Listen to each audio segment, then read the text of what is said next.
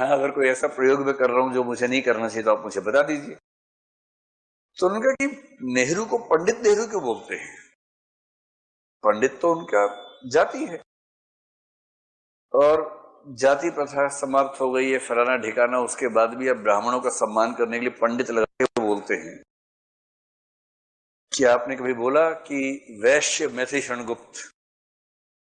ऐसा तो नहीं बोला भाई कभी। आपने कभी सुना है कि वैश्य मैथिली शरणगुप्त बोला हो किसी ने? नहीं सुना। या क्षत्रिय नामवर सिंह, राजपूत नामवर सिंह ने कहा है? नहीं सुनते हैं।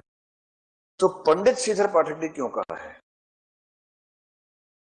पंडित शुक्ल ने क्यों कहा? पंडित द्विवेदी ने क्यों कहा? पंडित नेहरू ने क्यों कहा? तो बोले कि दरअसल हमारे अवचेतन में यह बैठ गया है कि पंडित शब्द का प्रयोग करना जातिवाद नहीं है, जबकि है ये घोर जातिवाद। ये तर्क ऐसा है जिसे हम खारिज कर सकते हैं या इसके सामने नतमस्तक ही होना पड़ेगा आपको। मैं तो नतमस्तक हो गया तुरंत की बात कायदे की है, कभी दिमाग में आया ही नहीं, और जब नहीं आया तो नहीं आया। तो उसके बाद से मैं तो केयरफुल रहता हूँ, जहां जहां किसी नाम में पंडित लगाओ मैं पंडित बोलने से बचता हूँ। तो भारत के पहले प्रधानमंत्री कौन थे? जवाहरलाल नेहरू थे, पंडित नेहरू नहीं थे। और इस पॉइंट पे कभी आपने सोचा था या आपने भी नहीं सोचा था? नहीं सोचा होगा, मैंने भी नहीं सोचा था। एक उम्र तक सब गधे जैसे होते हैं। पहला मैं हूं, आपको खुद को बुरा मत मानिएगा, मैंने पहले खुद को रखा है, उसके बाद आपको शामिल कर रहा हूं। तो किसी भी व्यक्ति के नाम से पहले उसकी जाति का नाम बोलना मूर्खता है, जातिवाद है, और हमें इससे बचना चाहिए।